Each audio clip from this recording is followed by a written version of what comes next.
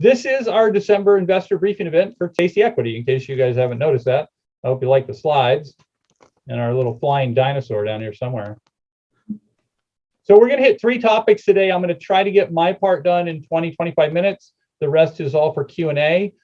You can read the screen yourself, but we're going to talk about how we delivered on what we promised to do. And we acquired 7 locations during the year, and that technically we did those through an arm's length transaction. So those are not yet Tasty Equity assets, but they are managed by us. We have a management contract for them. When you invest with us today, you have equity in the first 4 locations, and we have a business arrangement we're working through, just like the first 4 locations, where Pete and I created them with other investors. Then we granted the equity back to Tasty Equity as part of our offering program. So in the case of the 11, or the 7 more that we acquired, we'll talk about how that works. Then we have an opportunity to acquire up to 7 more. These are franchisees that have other businesses. One has a bunch of Dairy Queens, one has a bunch of coffee shops, the other one has a real estate business, but their other businesses were suffering, and they only had one hothead, so the hothead was not attended to. So these are, I won't say they've been neglected, but they have not been the first priority of the franchisees who operate them. And we've demonstrated we can acquire underperforming stores and turn them around. And that means you acquire them at a great price and you build them up with cash flowing opportunities. So we're going to talk about that. We're going to talk about, what's driving our year-over-year sales gains. They are crazy. For those of you who have been around investing for a while, if you follow retail stocks, if a retailer has a 5% year-over-year gain, that's stellar. A 10% year-over-year gain is something unusual happened. So something unusual did happen. It's 2021 and people are spending like drunken sailors. We're benefiting from it, and it's still going. But I'm going to talk to you about the components of that we believe make it sustainable. Kicking right off, though, our offering has been officially extended to 2022. We just went through a filing process with the SEC where they give us permission to continue to offer the stock. It's all very official. You can go to our website and get the latest offering circular if you want to learn more about us and the granular detail of that. I'm going to actually show you the things you can get directly from our websites and something we call the bite-sized bulletins if you want to learn about us. For those of you on the line who are investors, and I assume most people on this call are investors, we have over 2,000 investors now across all but one state, and I think that's because we're not allowed to sell stock in that state due to some quirky regulation about crowdfunding. Looks like it's North Dakota. And we have people from 3 different countries, ranging from Canada to India and Serbia, I believe. One of our ad agency people is in Serbia. It's interesting having round-the-clock support. So we are executing our plan. This is the same graphic that I've used for about 15 webinars. And so I just added the part that we are doing now. So in 2021, we were trying to go from our 4 live restaurants in 2020 to 10 new projects. As it turned out, we facilitated, I have to be very careful with the legal language here. We facilitated the acquisition of 7 more restaurants, and we secured a management contract that pays us to manage those restaurants.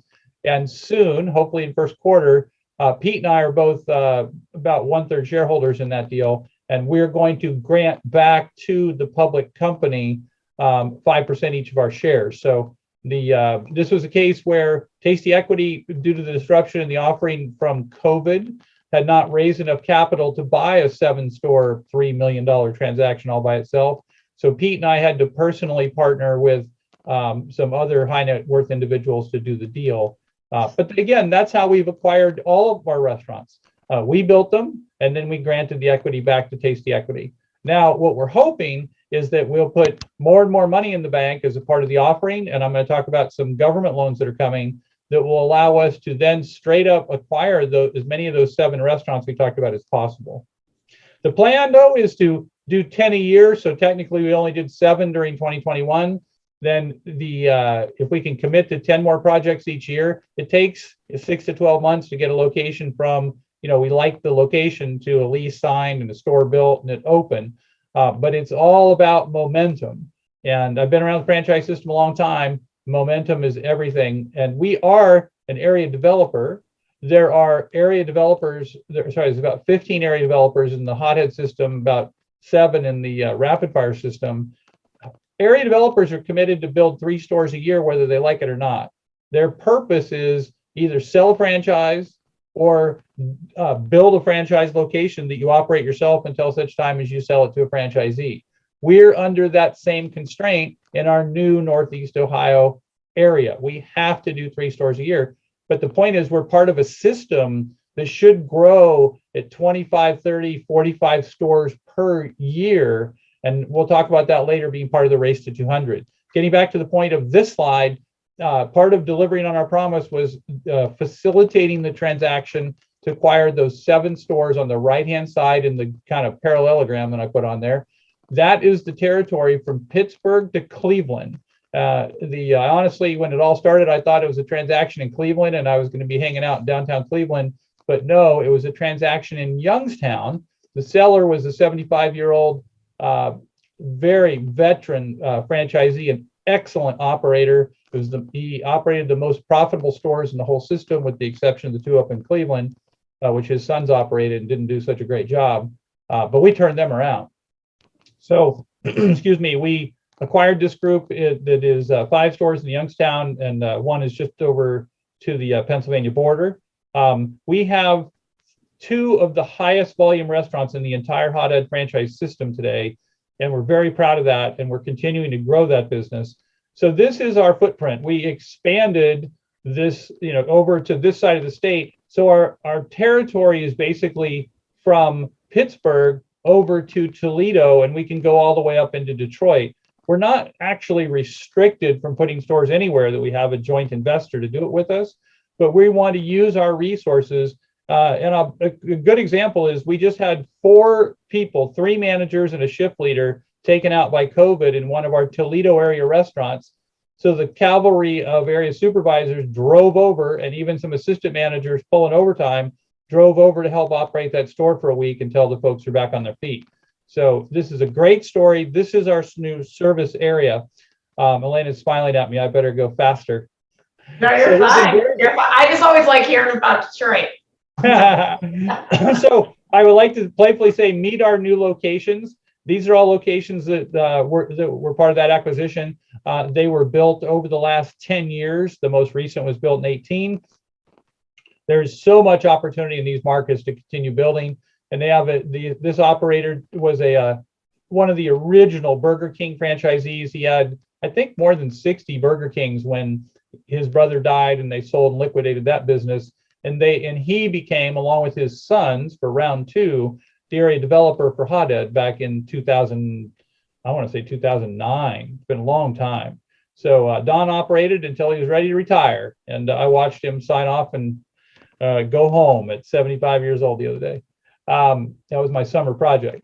But don't forget about our first 4 stores. This is where we got started. And as I described, these stores, the 2 rapid fires and the 2 hotheads, first of all, we built Lima. We raised about $100,000 among family members for my son, who was coming out of the military, to see his dream, which was to operate a store in my brother's franchise system and, get rich and wealthy and all that sort of thing. That store produced so much cash that it funded the second store at the bottom, the Rapid Fire Pizza in Bowling Green. Then, just as Bowling Green opened, a retiring franchisee, just like this 75-year-old guy scenario, a retiring franchisee got in trouble financially on another business deal and said, hey, I just want to get out of this and get my house out from under the lease or under the guarantees and stuff. And we acquired Perrysburg and Holland with 0 cash, literally 0 cash. So we started with $100,000, produced $100,000 more to build Bowling Green, and then got these 2 stores with no cash. This is the efficiency of being a multi-unit, multi-brand operator. Once you get rolling, the banks will support you. And by the way, the government has been supporting us. The government, you can have your own political opinions about it, but one thing that the government got right for us as a business operator is what's called the Economic Injury Disaster Relief Loans and the Earned Income Tax Credit. I want to say our Earned Income Tax Credit, which Employee Retention Tax Credit, that we received as a company was high six figures, about $200,000 in credits, because we never laid anybody off, despite how slow things got. We were standing around waiting for customers, and behind shields of plastic and everything else. We hung in there and we got it done. Well, the government has rewarded us by giving us long-term, very cheap money, and we have two of them. So we originally got $250,000 relief loans. Now we have another one for another one of our stores coming in at $500,000, and one of the stores down here at the bottom, Lima, that received 150 got a loan modification to get a 350,000 more. You ask, what's that for? Well, the specific allowable use is to pay off your short-term debt. So each of those restaurants has probably a couple years, maybe 5 years left on their loans that it took to build the restaurants. But the payments on a 10-year amortization are $7,000 a month. By paying them off with this cheap 3.5% 30-year money, we can increase our cash flows in those two restaurants significantly, because we don't have to pay $7,000 a month in interest. Big deal.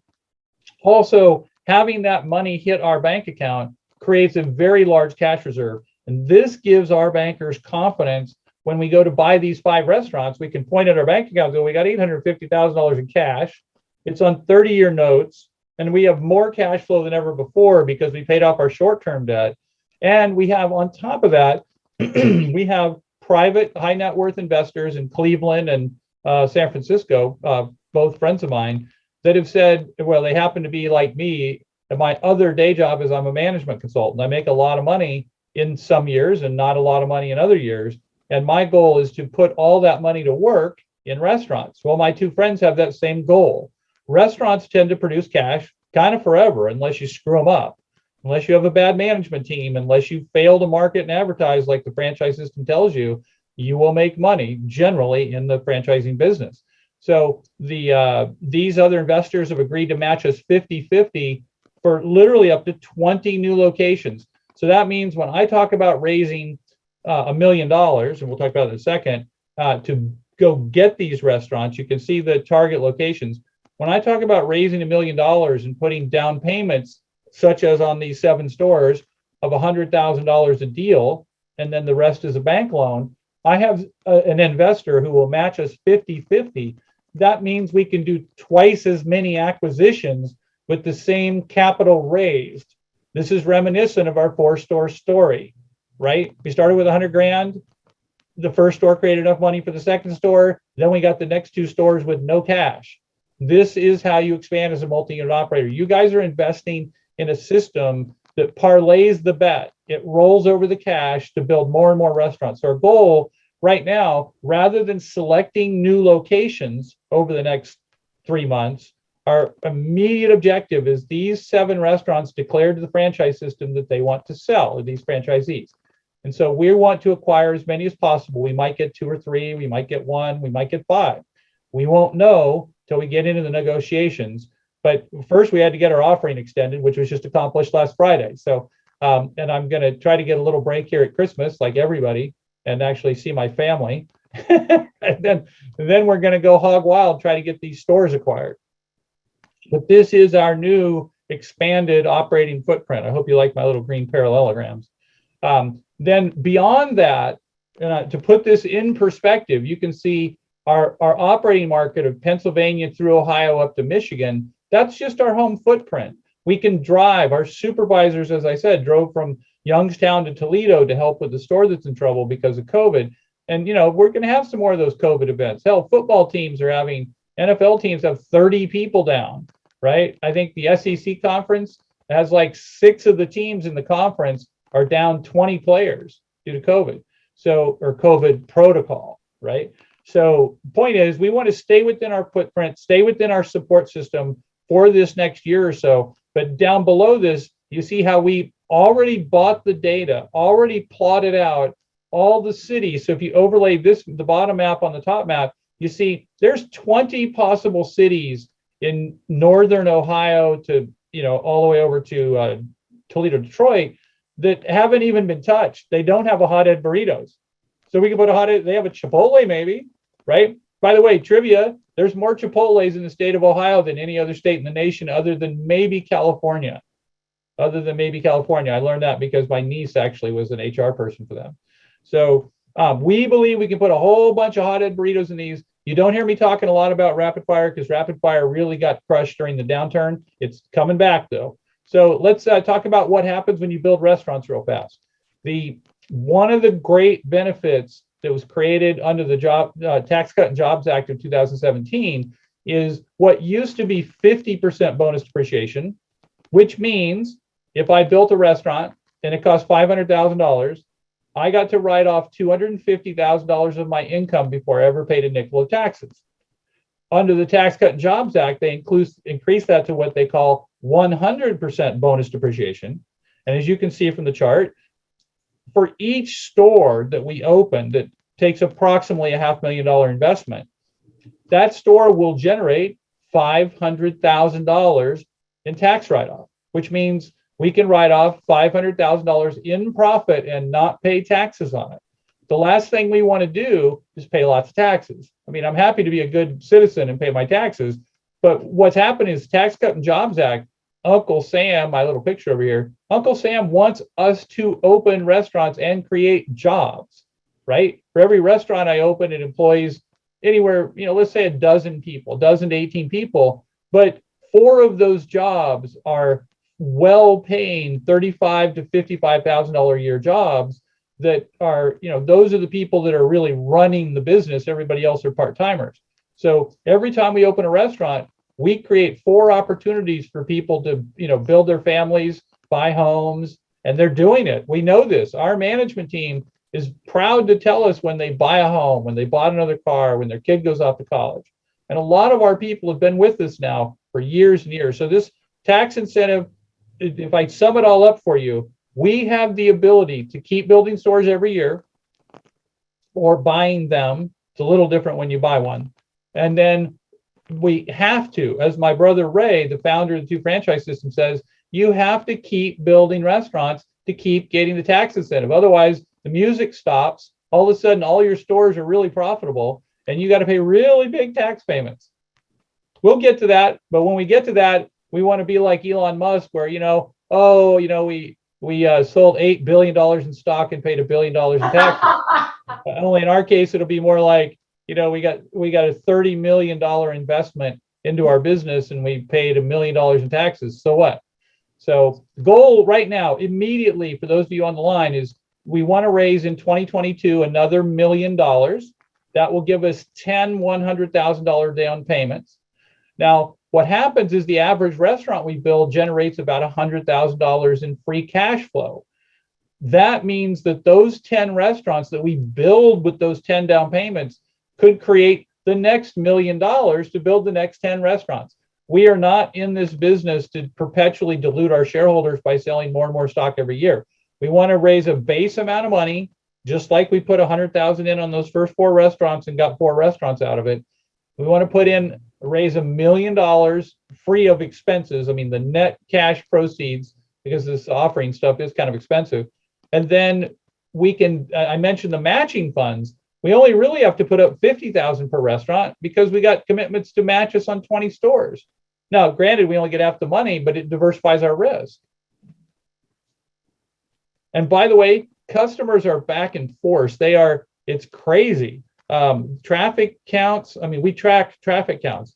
They are above 2019 levels. But something really interesting has happened. People are spending more. Now, we've gotten much better.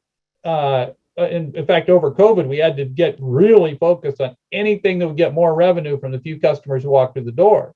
So one of the number one selling things in a rapid fire is our killer brownies. Give me a break. It's not even a pizza product, but they cost $6. So people come in and buy a $9 pizza, and then they buy a $6. It's 8 miniature brownies that they share with the people at their table. But what's happened is this business used to be an $11 per ticket business, $11 per guest check. Today, thanks to all of our initiatives during COVID and all the new side orders in the hotheads, the poppers and the jalapeno poppers, and we even have little miniature churros and things like that.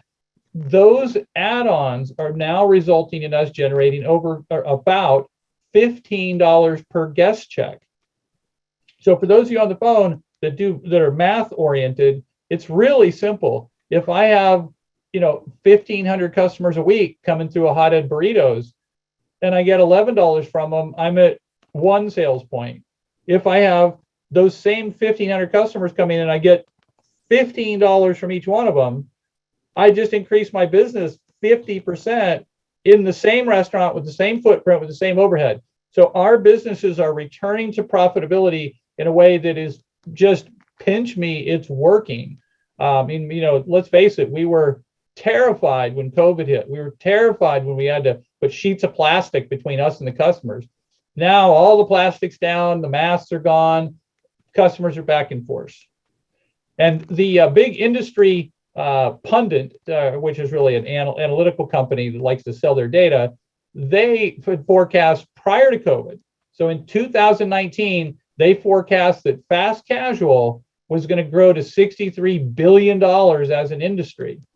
Then they did an impact of COVID analysis update to that same big report. And they said, actually, we were wrong. Fast casual, which means the kind of restaurants like us where you line up and you point at the food and you pick what you want and we make it to your order. So whether it's us or a salad place or a soup place, pizza, burritos, doesn't matter. Fast casual, they believe, is going to double to 150 billion as an industry. And a lot of that is from just new stores opening. But I'll talk in a minute about the race to 200. We are going to rise with the tide. We are rising with the tide. I have to do what my attorney says, and we can't control the future, and God knows if it'll ever happen. But right now, we're rising with the tide. It's fact. I can show you the sales data, and we're going to do that momentarily. So our average Hothead Burritos is literally 10% higher sales this year than it was last year. The crazy part is during COVID, we beat 2019 by 5% because we were a carryout restaurant. Our Hothead Burritos, just like a Chipotle, are like 65% carryout. Well, guess what happened when COVID hit and all the big restaurants closed, the dine-in restaurants closed? It caused our business to soar, even though we only had half the crew members, because so many crew members quit because they were afraid of getting sick. Excuse me. Well, guess what we did? While things were slow during COVID, we literally used $40,000 per restaurant out of our government relief funds to remodel our Hothead and our Hothead Burritos in Holland and our Hothead Burritos in Perrysburg. And those stores are now up 50% in sales, not 10. They're up 50% year over year because they were tired. They were nearly 10-year-old restaurants with old style furniture. They had, here, I'll show you. They had the old magnetic menus like Chipotle still uses today. Hey, there's my lovely wife. There's Jen, Atlanta. This is not a very good photograph, but these are the new digital menu boards, which we rolled out in our restaurants.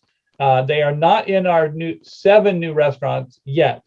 They're still on the old menu boards. The point is we're doing the digital transformation. The crew loves it. They feel high tech. The customers like it. The feedback's fantastic.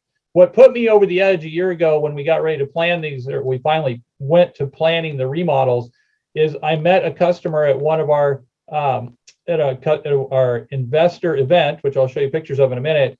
And he said, Chris, that Perrysburg store is like a tired old Waffle House. You got to update it. And that was a gut punch. So we also updated, those stores did not have the fancy new computerized Pepsi Spires with 144 flavors.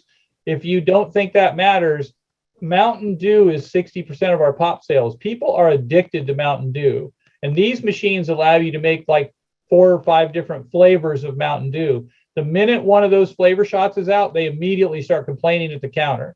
So these machines are a destination driver. People come to our restaurants because we have a Pepsi Spire. Now, other people have them too, but we got them first. We also rolled out an entirely new digital reward system that's easier to use and faster, and you can order over the internet and use your points and all that sort of thing. And we just started rolling out a brand new catering system for offices that order all the time. And essentially, we went to big screens in all the restaurants. So there's something to look at while you're eating. This is Ray's latest concept, Wiley's Wings, Tenders, and Fries. It's basically a miniature version of a Buffalo Wild Wings. The jury's still out on that brand because of chicken. The price of chicken, which is the foundation for 65% of the meals we make at a hothead, has gone up. It almost doubled during COVID. Now the good news is chicken costs are coming down. By the way, it was telling when Wingstop, famous wing place, one of the largest, announced it was doing thighs because they couldn't get enough wings. So the market's been very distorted, but it's starting to stabilize. It's coming back. We're seeing the opportunity by springtime to be returned to normal profitability. In the meantime, we're happy to have those government loans.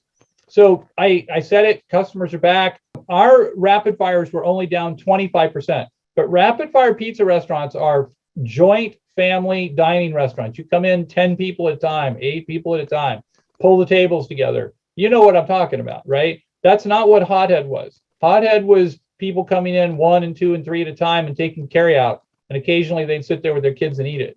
So rapid fire, because of the nature of the dining business, were way off in sales. Some of the corporate stores were down 50% in the inner city areas, downtown areas. So it's been a much rougher ride for rapid fire. I mentioned last month that my brother Ray actually, by bizarre coincidence, a private equity group approached him in October to buy the entire brand. So he sold them the franchise system so he can focus entirely on hotheads now. And but it didn't change our status. We still are a rapid fire franchisee. We still love the brand. We still are an area developer for all of Northern Ohio. And as full-blown indoor dining comes back, again, our rapid fires are now at 2019 sales levels. They're not crushing 2019, but they're back at full traffic counts. So as long as the business holds up, the only thing that is a big risk we now know is, a giant pandemic might actually screw up your indoor dining. This is a sales chart for our Northwest Ohio 4 stores. You can see that this is compared against 2020. So 2021 versus 2020, anything above the line is good. The dark color, the orange ones, Holland, the yellow one there, is a store that had all kinds of crew problems. Nobody would work. The store was down to like 4 employees at the peak, so we had to curtail the hours.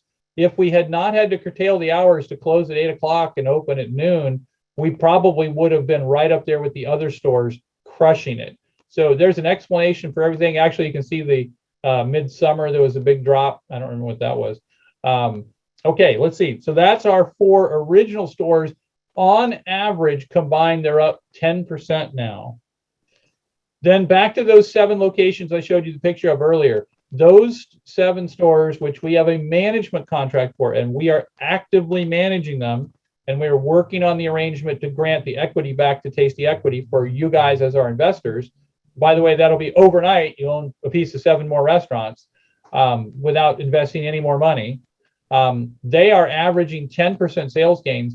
And the 2 stores, Strongsville and Brunswick down here at the bottom up in Cleveland, which were managed by a family member who was not particularly engaged in the business, they were doing $8,000 a week when we took them over. That's below break even.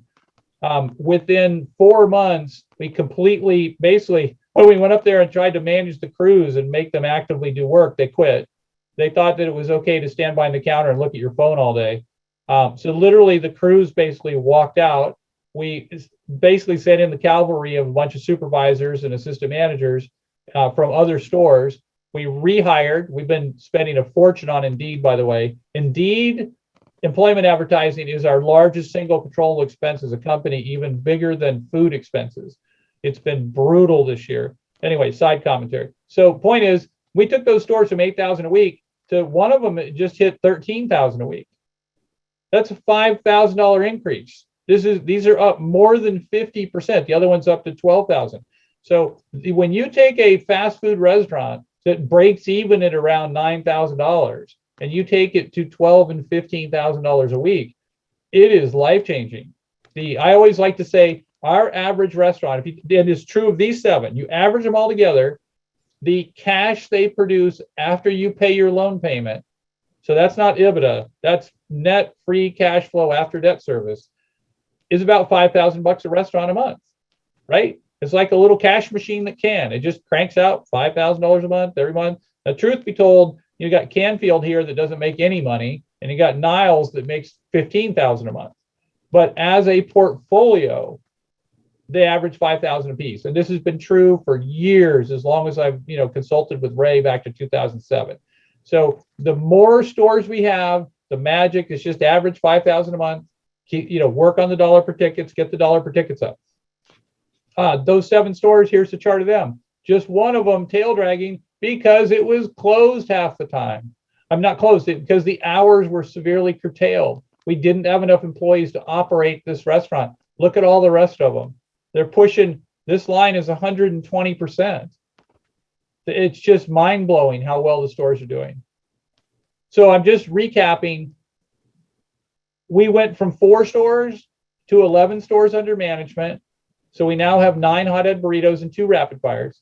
We are the area developer for Pittsburgh, Youngstown, Cleveland for hothead. We are the area developer for rapid fire pizza for all of Northern Ohio. And we have nothing but possibilities ahead of us, but we are absolutely going to focus on those 7 potential acquisitions between now and April. So what I want to talk about real quick is I want to wrap up with, how to reinvest. We have some investors with us who send money, reinvest more money each month or each quarter. We are very blessed to have that kind of support. And believe me, we are not going to let you guys down. This business is not a hobby. As I've said, I've been blessed to have a very successful consulting career, but I am pile driving all the money I create into this business right side by side with you guys. But to reinvest currently, you have to go back to the web pages and invest. But soon, here we just changed to a new investment platform, and hopefully by January, if you want to add money to your investment, or if you want to gift some shares or whatever, you can just go to the login, and there will be a new feature where you can request more shares. There's already a feature where you can transfer share or request a transfer. So this is coming. It's been a very painful 9-month process to convert to this new platform, which is a boutique that's super accommodating of everything we need. By the way, it also took us from just MasterCard and Visa to now accepting Discover Card and American Express. And someday in the future, when the SEC gets comfortable with it, maybe we'll even accept crypto, but not now. So I want to give you a quick glance at our websites. This is the Tasty Equity owner site. Sorry, I have it queued up here. Come on, Chris. Here we go. Tasty Equity owner site is managed by our ad agency. That's where most of you would have landed if you bought shares. That has a FAQ section on it. So on the FAQ page, you can read them if you're old school, or you can go watch what we call the bite-sized bulletin collection. Now, the website has a limited number of them because of space and how the website works. But we basically have shot little 30-second videos where I answer the questions. They're the most common questions that Ned and Elena get through social media and through emails and from phone calls from our customers. From our investors. So there are a bunch on that site. Now, if you want to go a little deeper, right, this is the offering website for the most part. Then we have our main website. This is our corporate website. It's just subtly different, but let me show you the difference. On it, you can go look at all the investor interviews. John, he's a good friend of mine, angel investor with us. These are people that were in our February event. We look forward to doing another investor event. We have permission to use all the corporate restaurants so that we can rotate around to many different locations, but COVID killed it. Elena was there with me. We did this event on February 29th. I'm never going to forget that. Did this event on February 29th. That was my last day of travel before the COVID shutdown. So you can see investor testimonials and videos. You can also go deeper into our story, how and why we did this and why we created Tasty Equity and all that good stuff. See oh, wow, I was younger in that picture. I think those are the Pete still looks like that, but I'm afraid that this one is a couple years earlier. There's a glam photo. Okay, and last but not least, I want to show you our Tasty Equity YouTube channel. So here's why it matters. we get lots of questions. I see the emails coming by social media. I see them coming by on emails to investor relations, and people are saying, hey, I invested, but I never hear anything. Well, if you never hear anything, it's because you're not checking your email. Now, I realize I have my own personal email account that's not my business account, and it gets 100 emails a day, and there's spam and all kinds of junk, and even email from us because I own a bunch of Class B shares as well. But the point is, we add to the YouTube channel every month. This is a film strip that goes all the way back about 2 years. We add the event that you're in right now, put those recordings up there. Here we had all the interviews with the investors, people who came out to our events. You can see those here. They're real. You can go look at them. We are behind schedule on getting there I am yapping away. We are behind schedule getting the September and November and December. We skipped October this year, but getting those events up on here so you can watch the recordings if you really want to. Then the next stage on the website is the Race to 200 story. So if you watch some of the past webinars, you'll see some of them are about the Race to 200. What that is very simply is there's about 115 restaurants between Rapid Fire and Hothead. Those two systems that we're part of, if they keep going, as I said, with the area developers building 3 stores a year each, they'll within 3 years, they will be at 200 combined. 200 combined is a watershed moment where all of a sudden the restaurants essentially double in value. We've made it. You're a unicorn. You're one of 1,000 brands that actually get to 200. I mean, thousands of people launch, or probably hundreds of restaurants are launched every year, but only 1 in 100 gets to 200 locations. Getting there is where we get our valuation, and getting there gives us the opportunity to then have one of 100 different restaurant funds invest in us. When they invest in us, if and when we get to that point, disclaimer, then you guys have an opportunity to cash out or cash in on some of your shares. So that's the goal. We don't want to sell out the business. I'm still young. We want to build and build and build, but our initial watershed moment is a liquidity event 3 years in to help our initial investors get some money off the table. It's the Race to 200 location story. Then there's even deeper on there stuff. We interviews with our early customers on our self-pour alcohol systems. There's a whole film strip. I'll go over there right now. There's a whole film strip. If I go down the page, there's a whole film strip of our employees telling you about their favorite entrees, their favorite hot sauces, and all that sort of thing. So there's just a wealth of information on here. And last but not least, there is you can search for it on the page. There are bite-sized bulletins. If you need to know how to do that, just call and ask Ned, or send us a note. We'll send you the link. But literally, it's over here. You can just search for, hit the little search button. Actually, maybe I have to search here. Search. There we go. We call them bite-sized bulletins. If you search for bite-sized, that should filter the library, and you will just get a big old pile of the screen will get to like this. So they're in groups. They're curated into groups of 10, 20, 30 at a time.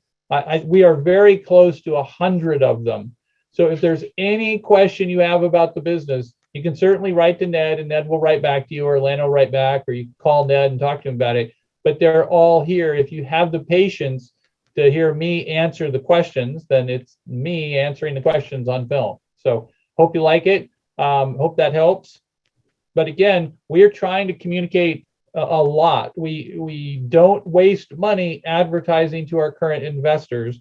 We send emails to our current investors, and of course, our current investors who follow us on Facebook and Instagram get lots of updates.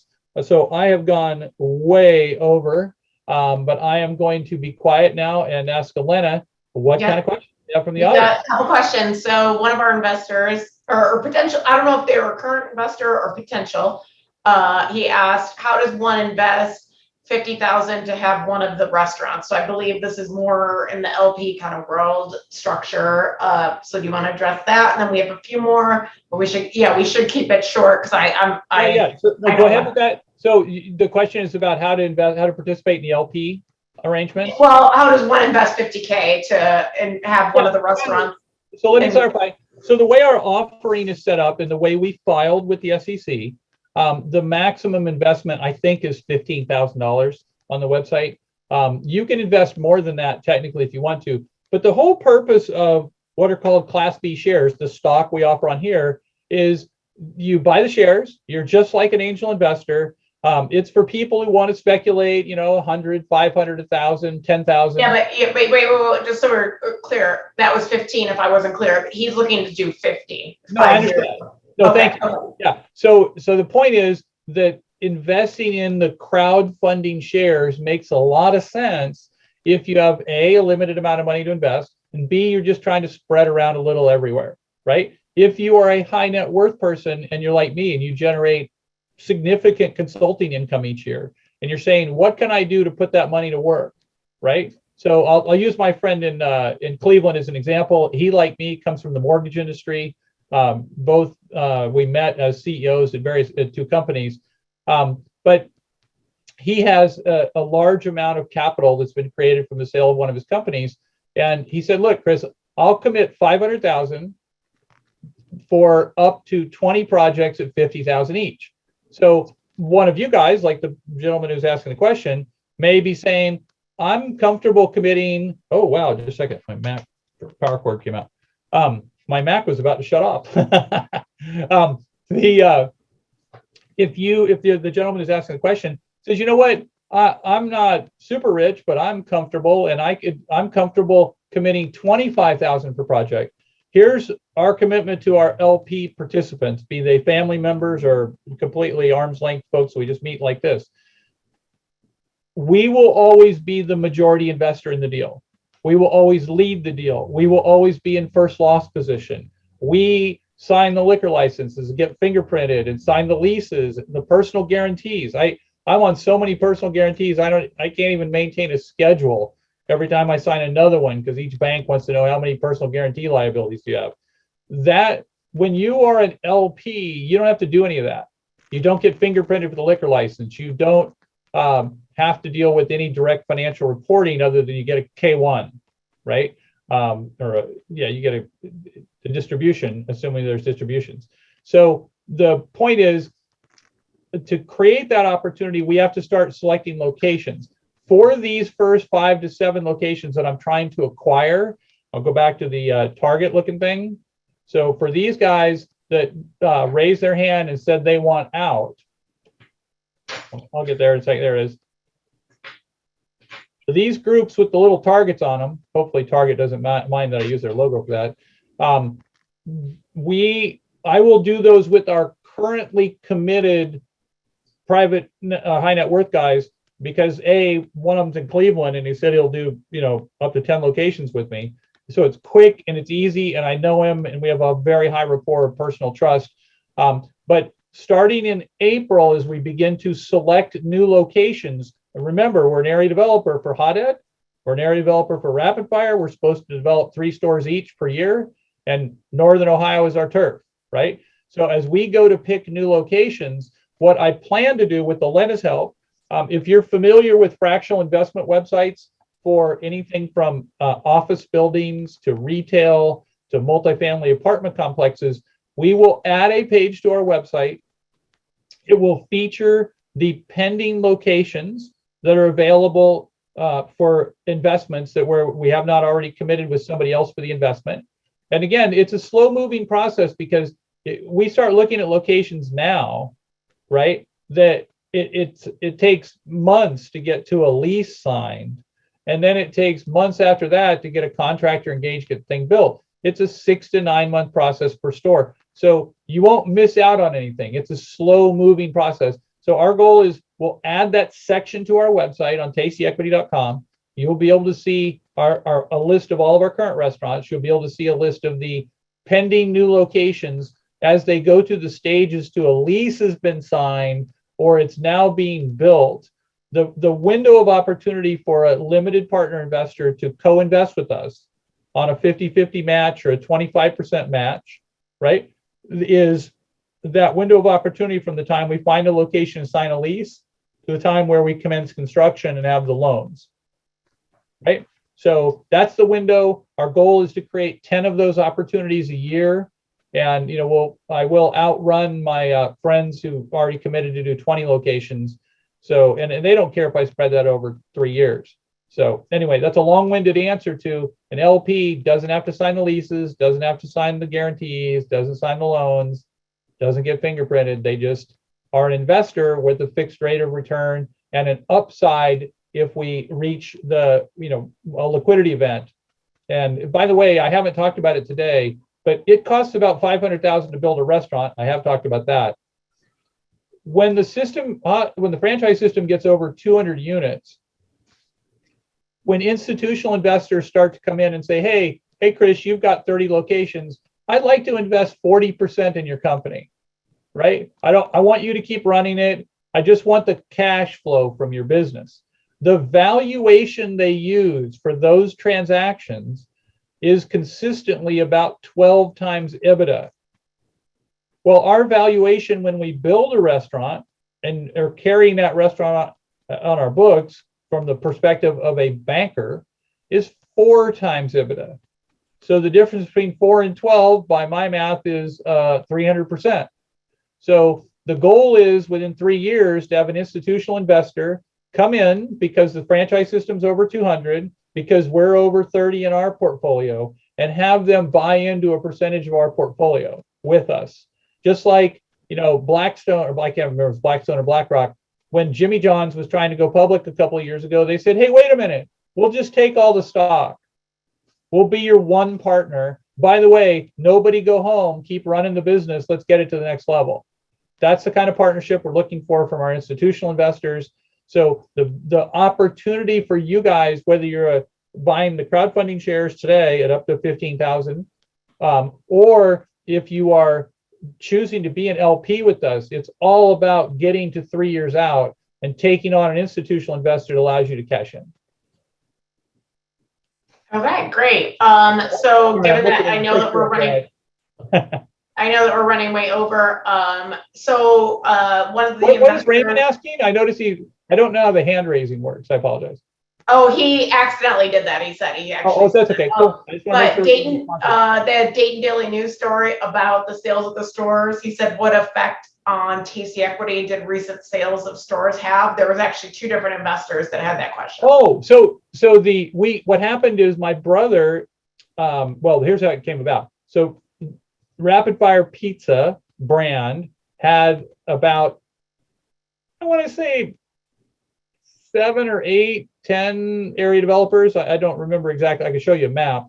But one of them was a group that was headed up by Mike Kern, who was a former chief marketing officer from Yum Brands, who, before he left Yum Brands, became the CEO of Long John Silver's for its IPO, and then he retired.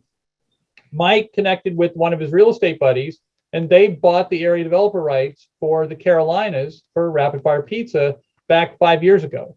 They since built 3 stores. They were very happy with the brand, but he's a chief marketing guy, and on every franchise call, he was haggling us, he was pushing for more and more creativity, more and more marketing programs. Let's try this, let's try that. But as a franchise system, you have a certain amount of inertia. All of your promotions are planned out 60, 90, 120 days out. And Mike was, let's say playfully an agitator from a marketing perspective in a good way. Well, Mike and Chip got together with some private equity friends and made an unsolicited offer for the entire franchise system in October. And my brother Ray accepted that offer, and it closed. And I think it closed on November 1, maybe it was October 1. So Mike Kern and Chip Hurst are along with their private equity group, are the owners of the Rapid Fire franchise system. So I am super excited about it. And here's why. This was a classic private equity deal. And I'm not speaking out of turn, it is private information, but let me share it in the way I can publicly. When you build 10 restaurants really fast, like Ray did to get the corporate stores up, when he invented the brand, he was already successful with Hot Ed, and then he decided to double down and do pizza, and they put up 10 stores inside of 3 years, and 2 of them were our stores. I mean, I funded our stores, but he put up 10 or more corporate stores. and then in the process, one of his partners, Matt, who's been with Ray and I as a friend, geez, since we did Skyline Chili like 25 years ago, Matt decided to retire. He made enough money and he wanted to go fly his plane and travel. And I mean, like a little plane. He's not like a zillionaire. But in the process, Ray said, okay, I'll buy you out. So they bought Matt out. Well, that essentially the franchise system then, like classic early entrepreneur deals at 30 restaurants, it had a disproportionately large amount of debt. And that was constraining the ability to invest in new programs, that sort of thing. So essentially the buyers came in and said, hey, we'll invest cash in all the debt. So poof, overnight, you got twice as much cash flow because you don't have any debt. So and then they bought all but 2 of the corporate stores. Ray retained 2 to keep them in his portfolio. And they then went on a listening tour like a politician. They went around all the franchises, including all of our stores. They even went to my stores and interviewed my managers when we weren't there. But they wanted to know, what everybody thought. What can we do? What can we change? What can we improve? What do customers want? And they are just getting their legs under them, in terms of the structure. And they took over the personnel from corporate. A lot of those people switched over to go to work for them. Some of their people in the Carolinas are taking over jobs like advertising management. It's a long-winded answer to, I am super excited. Basically, it's a breath of fresh air with 2 real smart guys, who came in, who unbeknownst to us, assembled the private equity money, made the offer. It was a great offer for Ray, so he took it. And now they are, trust me, they invest that kind of money. They are determined to build it. Let me put it in perspective. Blaze Pizza is the other, Blaze and Mod are the 2 big dogs. Then there's about 5 others like Biology and Pie 5 and whatnot. And we're a relatively small, and Blaze and Mod have like 300 locations each. Blaze announced back in November that they're going to open like 400 new locations in the next 36 months. 400 locations in 3 years. That is a blistering pace. So what that does is Blaze helped teach people how to eat pizza at lunch. We came in their wake and we doubled the amount of products. We sell calzones and they don't. We sell pastas and they don't. We have twice as many hot sauces, twice as many sauces. So Blaze blazed the trail. Ray came in and said, as a second mover, I've got a second mover advantage. I'm going to do everything right that you couldn't do. And by the way, we use these high-speed conveyor ovens so we can do 200 pizzas an hour. They use ovens where you use paddles to get the pizzas in and out of them, and they can only do 80 pizzas an hour. So it's a huge opportunity that they sold the franchise system. We're super excited about it. We're just being cautious about opening new rapid fires until the whole COVID thing is done. Because again, we can't risk having more dining room closures. And that's still a kind of a looming risk right now. So sorry, I'm way off in the weeds. How are we doing on time? People are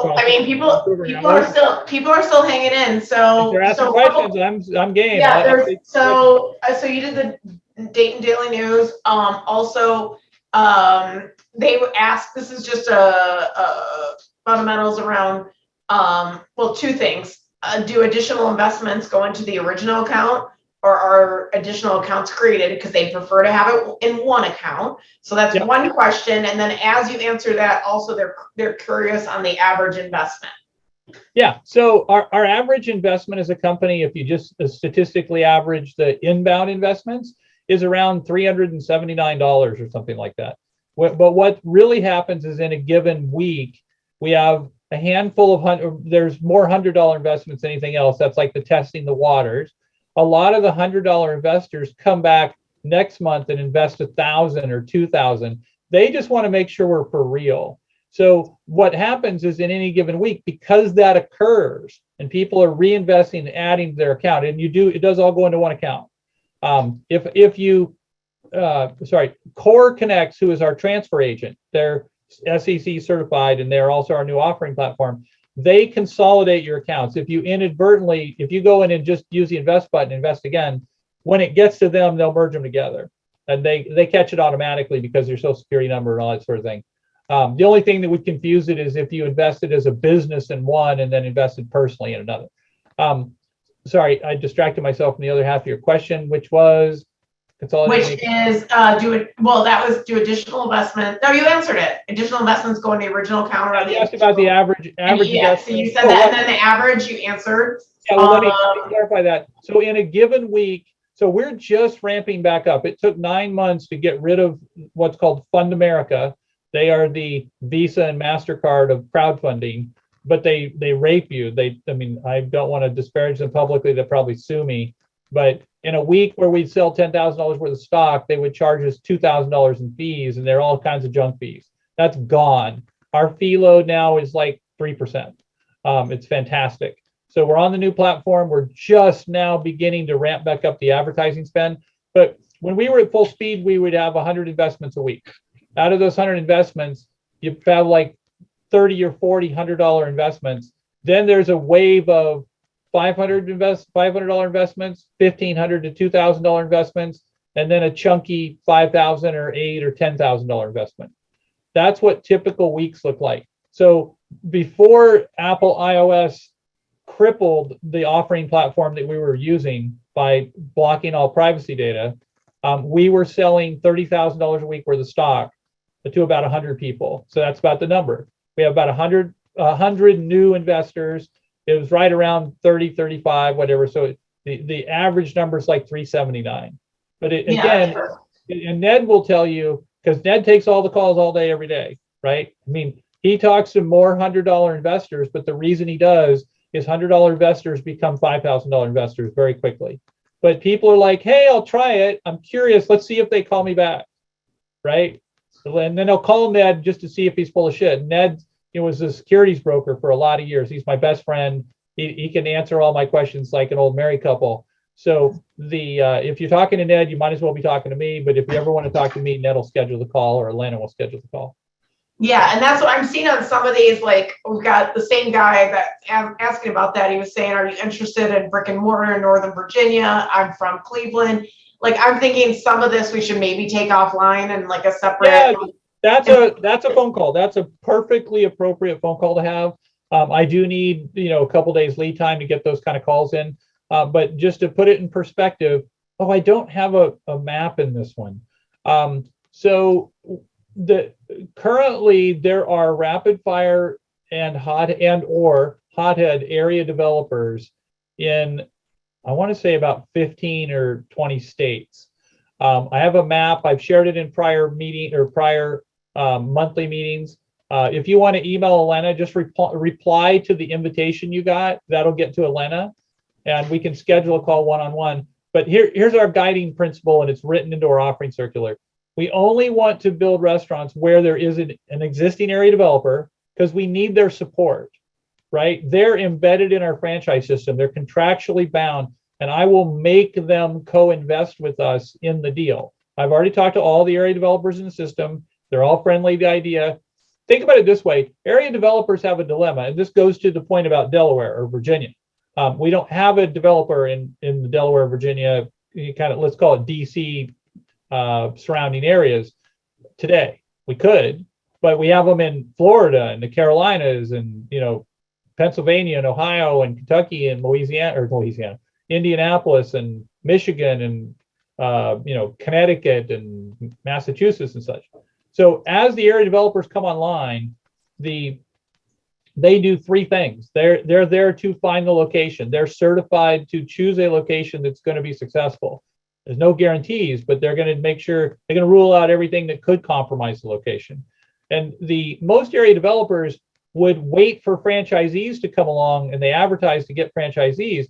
But we're advocating do it the other way. Build the restaurant, then find a franchisee for it, right? And we'll make that franchisee an equity partner in the deal. So if you contact Atlanta, we can share a map that shows where we have area developers. So that is, again, for the next 12 months, we don't want to build a store anywhere there's no area developer. Now, on the other hand, if somebody is invested, one of our, like this gentleman you're talking to, if they're interested in becoming the area developer for an area like that, you're going to move and retire in Delaware and want to build restaurants, then if that's what you said was Delaware, I apologize. Yeah, it was Northern Virginia. Yeah. Northern Virginia, yeah. I like Northern Virginia. There's a lot of good things about those markets that I like. But if you said, hey, we did talk with somebody who's going to do this. They're going to retire, move to Tennessee in that case. They want to become the area developer. They're just retiring from their day job, right? We would commit to co-develop restaurants with you. But again, it's a guiding principle in our offering circular. We don't get out over our skis. We've got to be either within our footprint where I have area supervisors and area managers, and the cavalry can come in to help when there's a problem. You do not want a restaurant stranded in a city by itself with no support infrastructure. So in the fast casual business, flying people in on planes is not a solution. They have to be within 60 minutes.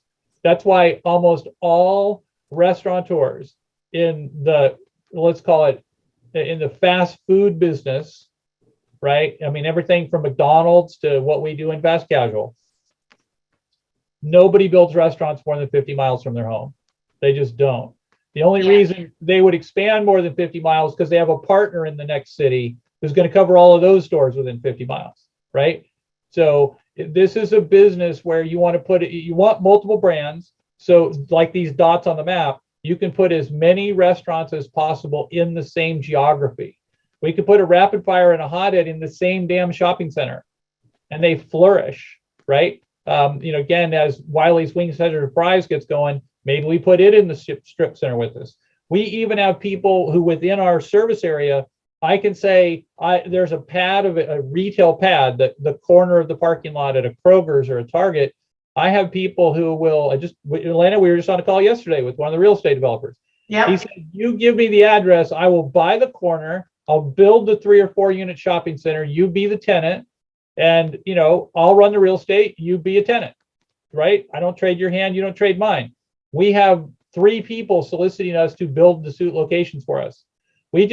Right now, we need to spend between now and April buying as many as possible of these low-hanging fruit opportunities where we can acquire these restaurants at 60 cents on the dollar, turn them around and jack up that's a negative word, drive up our cash flow so that all of our investors benefit. And then we also have to orchestrate, as we do each deal, getting the equity conveyed back to Tasty Equity. So an implied question in one of the questions you asked a minute ago, let's say we add those 7 stores, they just become part of Tasty Equity. It's Wiley Area Development LLC. It's just an LLC. It owns a bunch of restaurants.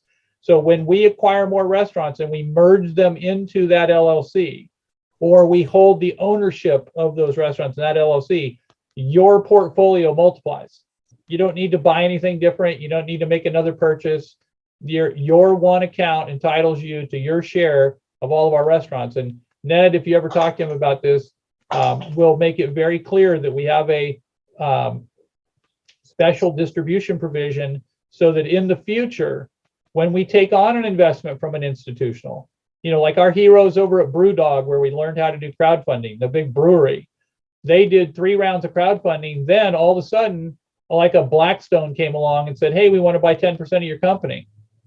Well, when the Blackstone or whoever it was that did the 10% investment occurred, it was at 4 times the valuation that the crowdfunding shares came in.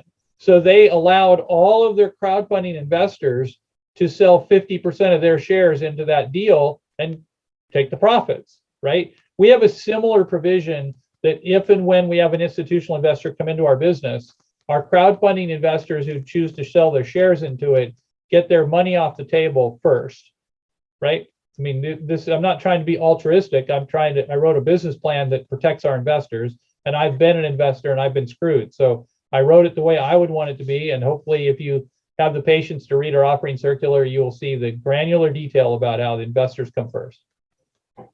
Perfect. And I guess on a funny note, we can end on, there were a couple of folks that said they hadn't seen your great brownies. So are they in every store? Oh my gosh, yes. So this is a. Now we should probably wrap up because I'm conscious that we're over an hour. No, that's great. Thanks everybody for staying this long. Killer brownies, Google them. They're called Dorothy Lane Killer Brownies.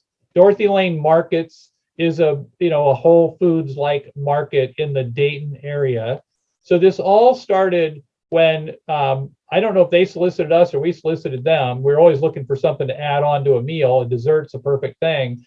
So we ended up putting the Dorothy Lane markets, again, think local Whole Foods equivalent. Like I'm in Seattle, I have Ballard Market next to me, which is, oh my God, everything costs twice as much as it does at Safeway, right? That's how Dorothy Lane Market is. So these brownies are ridiculously expensive. They melt in your mouth. It's a little thing about this big. It chopped into 8 little 1-inch squares that if you had 8 people at the table, each person would get 1 square, but most people eat 3 or 4 of them.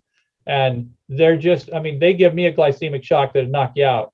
But that was so successful that we then sourced through, we have food brokers and supply chain managers for the franchise system. We sourced a comparable product to get to all of our other stores. So I know that the killer brownies are throughout the rapid fire system. I apologize. I can't remember if we got them propagated over to the hothead system yet. So okay, perfect. Yeah, hothead. And then we'll wrap on this one. This was just last minute came in. Have you explored acquiring or converting Chipotle franchises? I guess given the HHB, competition with the two, have you guys looked at that or no? And then no, that's a great question. Chipotle is 100% corporate. There are no franchisees for corporate. There are somewhat. Yeah, that's what I thought, but I just wanted you to just tell me. So the Chipotle is a phenomenon. It is, business cases are written about it. They caught a generation that believed in the farm to table and the natural meal and the wholesomeness and all that other good stuff. I dream to be as good at to have the brand awareness that Chipotle has. To put this in perspective, a bad Chipotle, a D-class Chipotle, I know because I buy sales data, it tells me exactly what their sales numbers are, does $30,000 a week. Our best restaurant in the whole franchise system, which we now operate in Northeast Ohio, does $29,000 a week. That's our best restaurant in the whole system. So there's 2 tiers of restaurant systems. There's the guys who have drive-throughs and the super brands like Starbucks and Chipotle, and they all do $1.5 million to $3 million a year. So that's $30,000 to $60,000 a week. Then there's the tier which we're in the top of the heap of franchise systems that are emerging, that haven't gotten to 200 locations yet, just like I told the story earlier.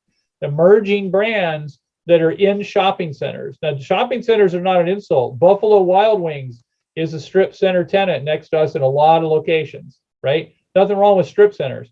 But the point is the classes of restaurants that are operating in shopping centers do $500,000 to $1 million a year, which is like, what's math? $1 million is $20,000 a week, right? So we're happy to do $15,000 to $20,000 a week. It's very profitable. We earn $5,000 a month per restaurant. It's all great. But yeah, Chipotle, I don't want to open across the street from them, but I certainly want to open in towns where they've already taught people how to eat their food. And I want to get 3 miles away and siphon off as many customers as possible. Because once people discover that we've got dozens, like 2 dozen custom sauces and hot sauces, compared to Chipotle, where everything tastes the same every time you eat there. I used to eat there once a week in Colorado when Chipotle was nothing. And I had an office right 2 blocks away from the Chipotle, one of the originals. It's always the same. Maybe you put guacamole on it. But in our case, you can make it anything you want with dozens and dozens of hot sauces and different meats and add-ons. And we're happy to sail in their wake and have them train the audience.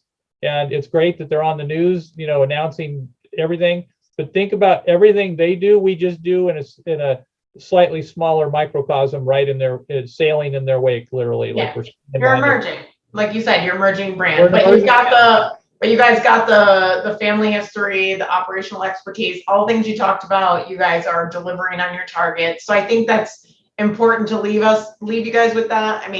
If you want to review again the slides, the year end, and then what we're looking to in 2022, it's pretty exciting. They've already overachieved what they said they would do with the plan. And I think we're off to a great start. But I love everyone's questions. And almost everyone has hung on to the end. So Chris, You did guys a are great job. troopers. I apologize for running over, but it's the end of the year. I'm I excited. know your enthusiasm is contagious as always. All right. Thanks everybody for joining us again. By second week of January, we'll get these last couple events up on the YouTube channel. But and you just check the post-event email you get. If you find those emails, you will see a link to the Tasty Equity YouTube channel, and you can watch all the bite-sized bulletins and learn anything you want to know about us. We are an open So book. you guys check out the YouTube, just what Chris said, and then investor relations at tastyequity.com. Yep. During the chats and Q&A, I've been sending that out. Please reach out to that. Ned will follow up. We can put up a call. Like I said, I know everyone will be a little bit busy with family a little bit in the next couple of weeks, but Yeah. I know we all want to get the new year started, really, really fast and smart. So, and then we'll be doing another webinar in January, and we'll tell you where we're at once everyone's back up to speed. So, but yeah, status please, update on those pending acquisitions that are right on the screen still. Alana, yeah, they're definitely. Thank you for co-hosting. Thanks everybody for joining us. We'll see you next month, and feel free to chat, email, and otherwise communicate with us.